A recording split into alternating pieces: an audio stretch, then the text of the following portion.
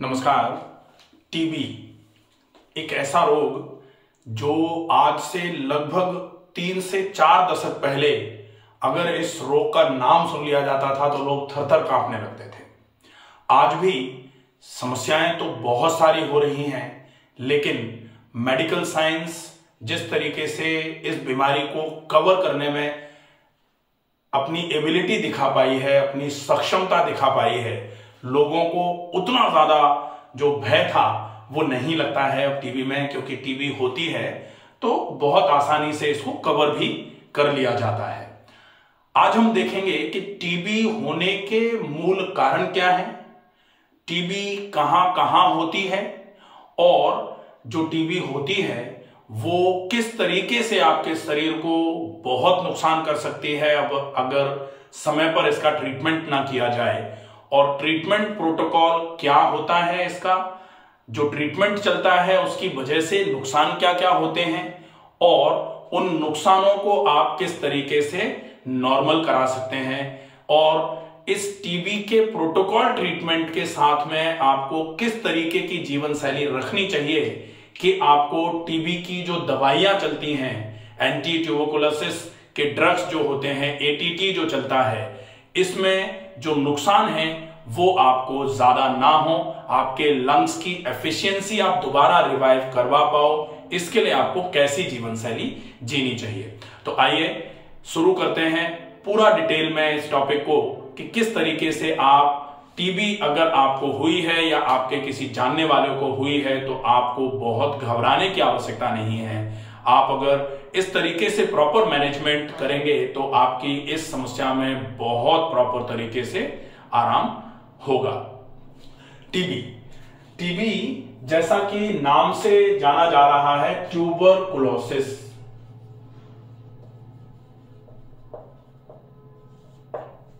इसको टीबी को क्षय रोग भी बोला जाता था, क्योंकि ये क्षय का मतलब होता है शरीर को धीरे धीरे करके ये अपनी गिरफ्त में लेता जाता था और शरीर सूखना चालू हो जाता, शरीर धीरे धीरे करके गिरना चालू हो जाता था, एक तरीके से बिल्कुल शरीर सिकुड़ जाता था, तो इसको क्षय रोग भी बोला जाता है। क्षय का मतलब होता है खिरना, गिरना, एक तरीके से धीरे धीरे करके शरीर खत्म होना चालू हो जाता था।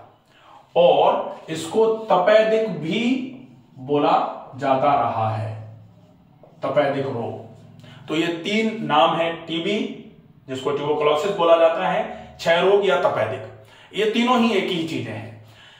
होने का कारण क्या रहा, ये टीबी होने में जो पैथोजेनिक ऑर्गेनिज्म जो इस समस्या को करवाता है वो है एक बैक्टीरिया, और बैक्टीरिया का नाम होता है माइकोबैक्टीरियम ट्यूबरकुलाई। माइकोबैक्टीरियम ट्यूबरकुलाई ये एक स्पेसिफिक बैक्टीरिया है। ये बैक्टीरिया आपके जो लंग्स को जब खराब करता है, जब ये स्पेसिफिक बैक्टीरिया खराब करता है तब इसको टीबी बोला जाता है। बाकी तो बैक्टीरियल न्यूमोनाइटिस होता ही है, बैक्टीरियल निमोनिया जिसको बोला जाता है। तो बैक्टीरियल न्यूमोनाइटिस एक एंटायरली डिफरेंट चीज है और टीबी जो है ये एक अलग ही बात है। बैक्टीरियल न्यूमोनाइटिस जो होती है उसमें 7 दिन या मैक्सिमम 21 दिन का एंटीबायोटिक चलता है और वो बैक्टीरियल न्यूमोनाइटिस ठीक हो जाता है।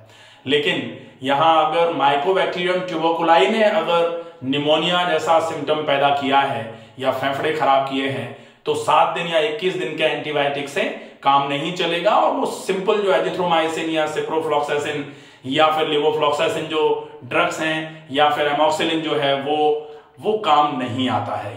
यहां स्पेसिफिक एंटीबायोटिक काम में आएगा। वो कौन से एंटीबायोटिक्स होते हैं ये भी अपन देख लेंगे, ठीक है।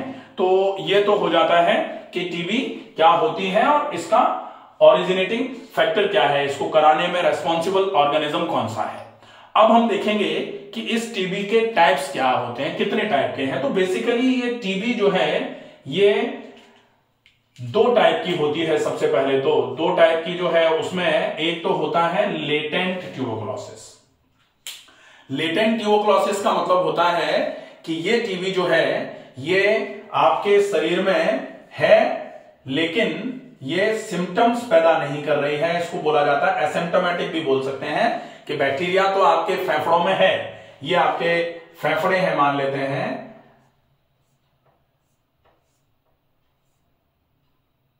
इस तरीके से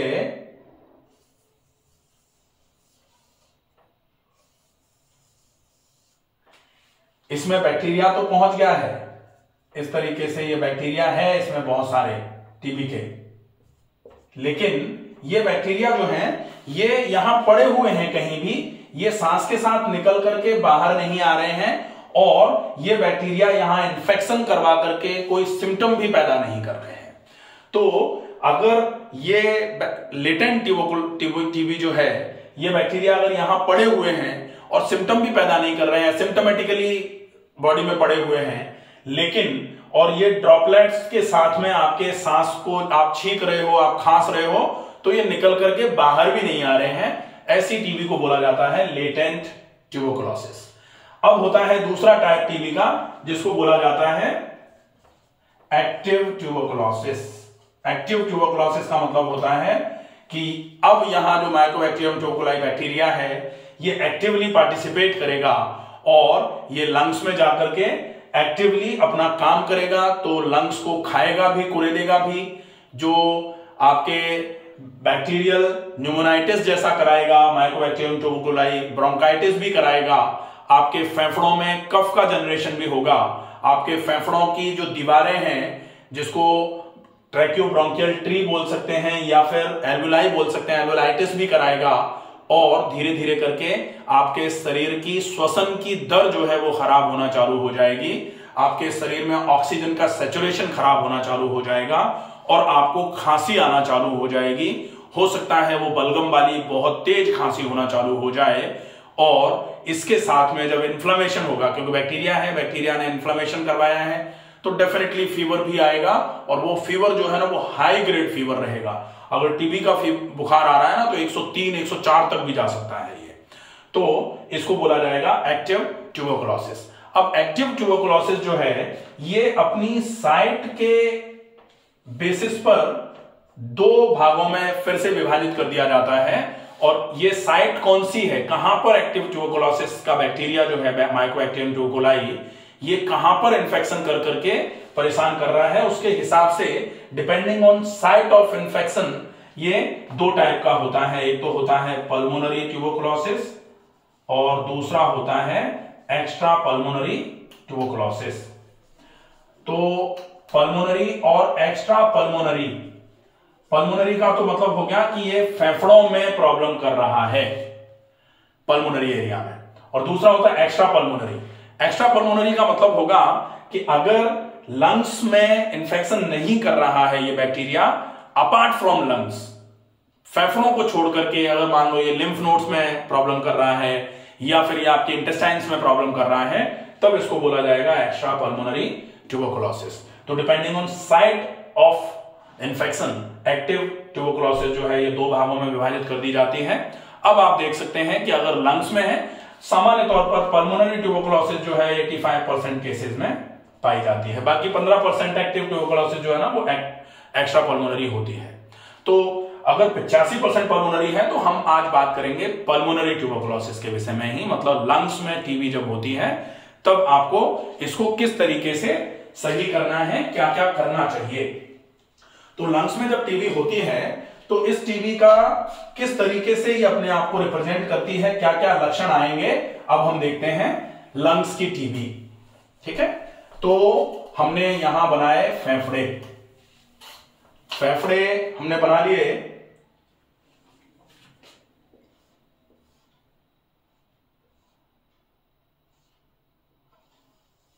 इस तरीके से मान लेते हैं ये हमने फेफड़े बनाए, यहां ऐसे करके ये हार्ट बनाएंगे, बाद में रेड से बना लेते हैं, रेड से ये हार्ट हो गया। अब अगर मान लो इन लंग्स में कहीं टीबी का ये जो बहुत सारे ऐसे करके जो डिविजन्स होते हैं इनको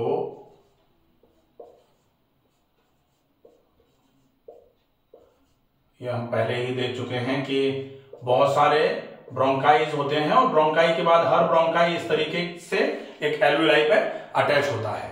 अब अगर आपके रेस्पिरेटरी ट्रैक्ट में कैसे भी करके टीबी का बैक्टीरिया आया और टीबी का बैक्टीरिया आकर के इस तरीके से आपके फेफड़ों में उसने इन्फेक्शन कराना चालू कर दिया। और इन्फेक्शन कराया तो कहां कहां इन्फेक्शन कराएगा, वो ऐसे अगर यहां से हम काट के देख लेते हैं तो ये तो है ट्रेकिया आया, ट्रेकिया से दो ब्रांचेज निकली जो लेफ्ट लंग और राइट लंग में आ गई, और वो ब्रांच जो है ना वो बहुत सारे ब्रांचेज में इस तरीके से डिवाइड होती रहती हैं, ऐसे करके हर जगह यहां से ब्रांचेज पूरे के पूरे फेफड़े में बहुत सारे ये ब्रांचेज में कन्वर्ट होता है, और एंड में हर ब्रांच जो टर्शियरी ब्रोंक्यूल है वो एक एल्वेलाई पे अटैच होता है। रेस्पिरेटरी सिस्टम का वीडियो बना हुआ है, अगर आपको इसको समझना हो तो पूरा रेस्पिरेटरी सिस्टम प्रॉपर तरीके से समझ लेंगे। अब हम देखेंगे कि बैक्टीरिया यहां पहुंचा और बैक्टीरिया ने क्या किया, जाके यहां इन्फेक्शन करा दिया। अगर यहां बैक्टीरिया ने इन्फेक्शन करा दिया तो इन्फेक्शन कराने के बाद क्या कराएगा, इन्फेक्शन जब भी होता है, इन्फ्लेमेशन जब भी होता है तो क्या कराता है, वो वहां जाकर के अपना काम चालू कर देता है। वहां लड़ाइयां लड़ लड़ के और लड़ाई लड़ेगा तो क्या होगा, यहां का जो काम है एल्वेलाई जो जिस काम के लिए था उस काम को छोड़ करके इस बैक्टीरिया से लड़ने में अपना टाइम वेस्ट करना चालू कर देगा। तो धीरे धीरे करके एल्वेलाई का जो फंक्शन है वो धीरे धीरे करके खत्म होना चालू हो जाता है। और एल्वेलाई का फंक्शन क्या है, यहां इस तरीके से एल्वेलाई है, इसमें क्या है कि ऑक्सीजन आ रहा है सांस भरने के बाद, तो ऑक्सीजन है, और इसके चारों तरफ खून की नली है। इसमें क्या है, हार्ट ने पहुंचाया है हवा कार्बन डाइऑक्साइड के साथ में। अब कार्बन डाइऑक्साइड इसमें जाए और ऑक्सीजन खून में मिले तो खून ऑक्सीजनेशन के लिए फेफड़ों में आता है। अब ये तो काम ही नहीं हो पा रहा क्योंकि बैक्टीरिया की वजह से बॉडी तो उस बैक्टीरिया से लड़ने में लगी हुई है, तो ये काम होना बंद हो जाएगा। आपके शरीर में ऑक्सीजन की कमी आना चालू हो जाएगी, जिसकी वजह से आपको बेचैनी, घबराहट, थोड़ा चलने पर सांस फूलना एकदम से। अब यहां ही इन्फेक्शन हो रहा है, इन्फेक्शन होगा तो इन्फ्लेमेटरी एक्सुडेट्स भी जमा होंगे, और इन्फ्लेमेटरी एक्सुडेट्स जमा होना चालू होंगे तो फिर वो उसी को बोला जाता है धीरे धीरे करके कफ ब्रोंकाइटिस। ब्रोंकाई पे हो रहा है तो ब्रोंकाइटिस, एल्वेलाई पे होगा तो एल्वेलाइटिस। तो एल्वेलाइटिस, ब्रोंकाइटिस अगर होगा तो धीरे धीरे करके आप सांस भरोगे, एकदम से आवाज आएगी, सीटी जैसी बजेगी, सांस छोड़ेंगे सीटी जैसी बजेगी। आप थोड़ा सा जोर से सांस छोड़ेंगे, ऐसे टाइप की आवाज आना चालू हो जाएगी। और ये जो आवाज है, इस आवाज के साथ में जब आप थोड़ी जोर लगा के, थोड़ा सा भी जोर लगा के सांस छोड़ोगे तो आपको इस तरीके से खांसी होना चालू हो जाएगी। और वो खांसी जो है, अगर खांसी उखड़ गई तो एकदम से आपको बेचैनी, घबराहट, ऐसा लगेगा जैसे लेट जाए, अब तो चला ही नहीं जा सकता, अब तो सांस उखड़ गई है, बहुत सारी दिक्कतें आना चालू हो जाएंगी। और वो सारी दिक्कतें होंगी श्वास से संबंधित, क्योंकि फेफड़ों में ऑक्सीजनेशन हो ही नहीं पा रहा है बैक्टीरिया के प्रेजेंस की वजह से। ठीक है, अब करना क्या है, इस बैक्टीरिया को आपको खत्म करना है। अब अपन बात करें नेचुरोपैथी की, कि नेचुरोपैथी में भी अपन इसका ट्रीटमेंट कर सकते हैं कि नहीं कर सकते हैं।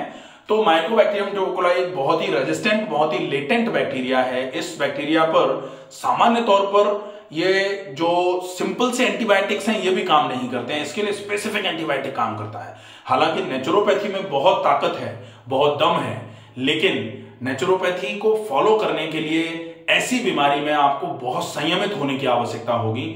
अगर कोई भी व्यक्ति इस टीबी के समय में बहुत प्रॉपर तरीके से केवल पथ्य का फॉलो अप कर ले, केवल उतना ही आहार ले, या कुछ समय के लिए अगर कैसे भी करके इस बैक्टीरिया को भोजन नहीं मिले तो इस बैक्टीरिया के हाथ पैर फूल जाएंगे और ये धीरे धीरे करके अपने काम में कमजोर होना चालू हो जाएगा।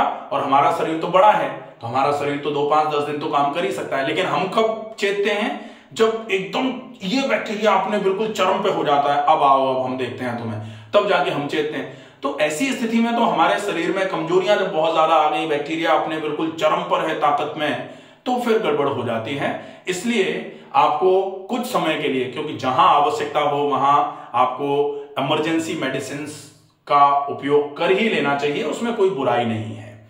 ठीक है, तो आप, हालांकि अब हम आज ये देखेंगे कि इस टीबी के लिए जो रेस्पॉन्सिबल ट्रीटमेंट है, जिसको एटीटी बोला जाता है, जिसमें रिफेम्पैसिन चलता है, तो बेसिकली ये जो लक्षण आ रहे थे वो क्यों आ रहे थे, क्योंकि इन्फेक्शन बैक्टीरिया ने किया हुआ है।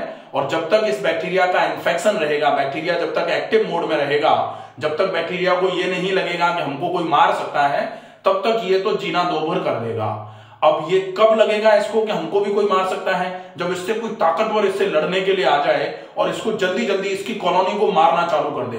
जैसे होता है ना कि युद्ध में कोई एक ऐसा योद्धा आया कि सामने वाली सेना के बहुत सारे अच्छे अच्छे महारथियों को धूल चटाना चालू कर दिया उसने, तो फिर बाकी पूरे लोग देख करके डरना घबराना चालू करते हैं और वो फिर अपने नंगे पैर ही पीछे की तरफ लौटना चालू हो जाते हैं। तो ऐसा कौन सा योद्धा हम पहुंचाएं? तो सबसे बड़ा योद्धा जो होता है ना एक्टिव स्टेज में, जब भी टीबी होती है, एक्टिव स्टेज की टीबी को मेंटेन करने के लिए, मैनेज करने के लिए 4 बेसिक दवाइयां होती हैं जो सामान्य तौर पर प्रोटोकॉल मेडिसिन में रखी जाती हैं, जिसमें सबसे पहला है रिफैम्पिसिन।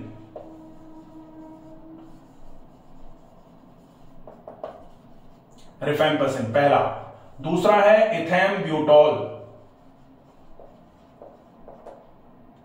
तीसरा है आइसोनियाजाइड और चौथा है पायराजिनामाइड।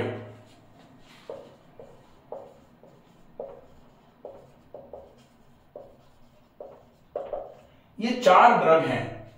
इन 4 ड्रग्स को सामान्य तौर पर जो AKT करके आता है, बहुत सारे AKT4, तो ये चारों ड्रग एक साथ इसमें पहले शुरुआत में दिए जाते हैं कि भाई ये चारों ड्रग जो है ना स्पेसिफिक एंटीबैक्टीरियल है टुवर्ड्स दिस माइकोबैक्टीरियम ट्यूबरकुलाई बैक्टीरिया। तो स्पेसिफिक एंटीबैक्टीरियल हैं, स्पेसिफिक एंटीबैक्टीरियल काम करेंगे टुवर्ड्स अगेंस्ट एंटी बैक्टीरिया। कौन से बैक्टीरिया के अगेंस्ट में? माइकोबैक्टीरियम ट्यूबरकुलाई। इस टीबी के बैक्टीरिया के अगेंस्ट में ये चारों एंटीबैक्टीरियल ड्रग्स एक साथ काम करेंगे। तो आपके जो इन्फेक्शन की दर थी, इस बैक्टीरिया ने जो इन्फेक्शन कर रखा था, इस बैक्टीरिया के इन्फेक्शन का, ये वाला बैक्टीरिया यहां पहुंचा हुआ था, इसने यहां उपद्रव मचा रखा था, और ये चारों मिलकर के जाएंगे और चारों मिलकर के जाकर के इस उपद्रवी बैक्टीरिया को धीरे धीरे करके धूल चटाना चालू कर देंगे और यहां जो इसने कॉलोनी इस तरीके से बना रखी थी, इसको मारना चालू कर देंगे, इसको यहां से हटाना चालू कर देंगे।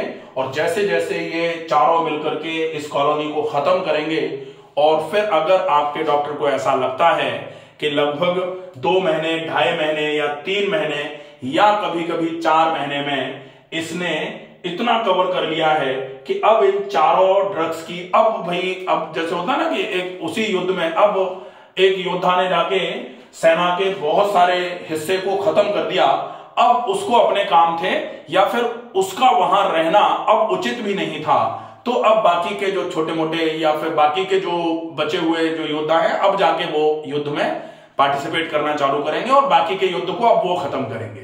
तो ऐसे ही इस टीबी के केस में ये चारों स्पेसिफिक एंटीबैक्टीरियल एंटीबायोटिक्स पहले दिए जाते हैं।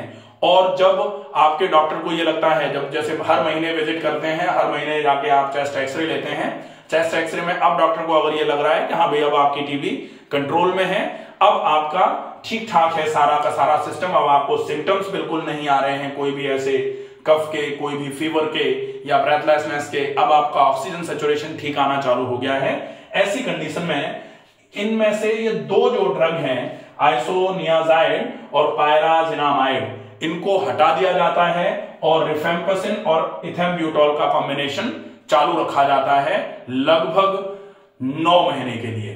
पहले 6 महीने चलता था, 6 महीने में धीरे धीरे करके रिवाइव हो जाता था सारा, 6 महीने के बाद बंद कर दिया जाता था। अब लगभग 9 महीने, 8-9 महीने का ट्रीटमेंट।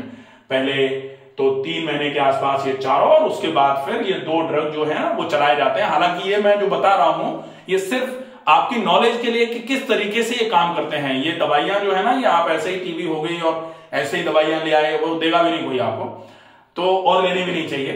तो ये दवाइयों की जानकारी आपको सिर्फ इसलिए दी जा रही है कि क्या करती हैं ये दवाइयां और क्यों लेनी चाहिए ये दवाइयां, ठीक है। अब हम देखते हैं कि ये तो हो गया कि ये दवाई लेकर के जैसे जैसे आप सही ट्रीट होना चालू हो जाते हैं, आपका जो प्रॉब्लम है वो धीरे धीरे करके रिजॉल्व होना चालू हो जाता है और आपके जो सिम्टम्स आ रहे थे वो खत्म होना चालू हो जाते हैं। लेकिन मीनवाइल इन चारों दवाइयों की वजह से कुछ प्रॉब्लम्स आना चालू हो जाते हैं, कुछ साइड इफेक्ट्स आते हैं। अब ये चारों दवाइयां मिलकर के साइड इफेक्ट क्या कराएंगी? पहला साइड इफेक्ट होगा वो होगा पेरिफेरल न्यूरोपैथी। पेरिफेरल न्यूरोपैथी ये हो ही जाता है सामान्य तौर पे इन दवाइयों की बहुत लंबे समय से इनटेक की वजह से। आपको हाथ पैरों में सूनापन, हाथ पैरों में झंझनाहट, एकदम से आपकी मेमोरी पर भी इफेक्ट आना चालू हो जाता है। बहुत गर्मी रहती है तो एंजाइटी और न्यूरोसिस टाइप की चीजें आपको फील होना चालू हो जाती हैं। हाथ पैर सूना होना तो एक बहुत कॉमन सी बात है, इन ड्रग्स की वजह से होता ही है। दूसरा होता है क्योंकि ये ड्रग सारे के सारे नेफ्रोटॉक्सिक और हेपेटोटॉक्सिक होते हैं, तो हो सकता है आपको जॉइंटिस हो जाए, हो सकता है आपको हेपेटाइटिस हो जाए, या हो सकता है आपको नेफ्राइटिस हो जाए, किडनी में प्रॉब्लम आना चालू हो जाए। ठीक है, इसके अलावा ये ड्रग जो है ना वो आपके, चूंकि खाते आप मुंह में खाते हो तो डाइजेस्टिव ट्रैक्ट में जा रहे हैं, तो ये जो ड्रग हैं, जो एंटीबैक्टीरियल ड्रग्स जो हैं, ये आपके डाइजेस्टिव ट्रैक्ट के लिए बहुत ही इन्फ्लेमेटरी होते हैं, बहुत ही रिएक्टिव होते हैं। तो डाइजेस्टिव ट्रैक्ट का क्या मतलब होता है, इस तरीके से ये आमाशय और इसके बाद फिर इस तरीके से छोटी आंत और इस तरीके से ऐसे करके बड़ी आंत और एनस। अब ये जो है ना गैस्ट्राइटिस करा सकता है आमाशय में, फिर ये एंटेराइटिस करा सकता है, छोटी आंत में भी इंफेक्शन हो सकता है, आपको लूज मोशन लग सकते हैं बार बार करके, या फिर ये कोलाइटिस भी करवा देता है कभी कभी। तो कोलाइटिस हो जाती है तो बहुत लंबे समय तक की प्रॉब्लम हो जाती है। तो ये जो है ना सिंपल से साइड इफेक्ट है। ये कभी कभी ऑप्टिक न्यूराइटिस भी करा देता है, मतलब आंख में एकदम से इरिटेशन, ऐसा लगेगा आपको जैसे पेशेंट्स, जो भी पेशेंट होते हैं, ये दवाइयां अगर चल रही होती हैं तो ऑप्टिक न्यूराइटिस मतलब आपको ऐसा लगेगा जैसे आंख में कंकर घुस गया है, और आपको ऐसा लगता रहेगा आंख में कंकर घुसा हुआ, आंख में कंकर घुसा हुआ है, और आपको कुछ भी नहीं होगा। हो सकता है आंख में बहुत तेज दर्द होना चालू हो जाए, आंख लाल होना चालू हो जाए। ये जो है ना कॉमन साइड इफेक्ट्स रहते हैं जब ये दवाइयां ली जाती हैं। अब हम देखते हैं कि ये दवाइयां आपने ली, इन साइड इफेक्ट्स के बाद भी ईश्वर की कृपा से आप अब बिल्कुल, आपके बैक्टीरिया जो था वो खत्म हो गया। अब बैक्टीरिया बिल्कुल भी नहीं रहा। ये दवाइयां आपने ले ली और लेकर के आपने 9 महीने का पूरा कोर्स कर दिया। अब कोर्स करने के बाद आपको समस्या क्या लग रही है? अब क्या लगेगा? अब आपके फेफड़ों में से इस बैक्टीरिया ने अपने, बैक्टीरिया तो हट गए ये, क्योंकि आपने जो योद्धा भेजा था उस योद्धा ने ये सारे बैक्टीरिया मार के खत्म कर दिए। लेकिन यहां जो युद्ध चला, उस युद्ध की वजह से फेफड़े जो थे, जो ये स्ट्रक्चर था फेफड़ों का, इस नॉर्मल स्ट्रक्चर में भी डिके हुआ। यहां पर भी बहुत सारा डेड स्पेस क्रिएट हुआ, और वो डेड स्पेस जो है ना वो आपको हमेशा के लिए ये छोड़ के जाएगा, हमेशा के लिए ब्रेथलेसनेस हो जाएगी आपको। वो ना हो, इसके लिए आपको एक पथ्य का फॉलोअप करना है। वो पथ्य क्या क्या है वो आपको नेक्स्ट वीडियो में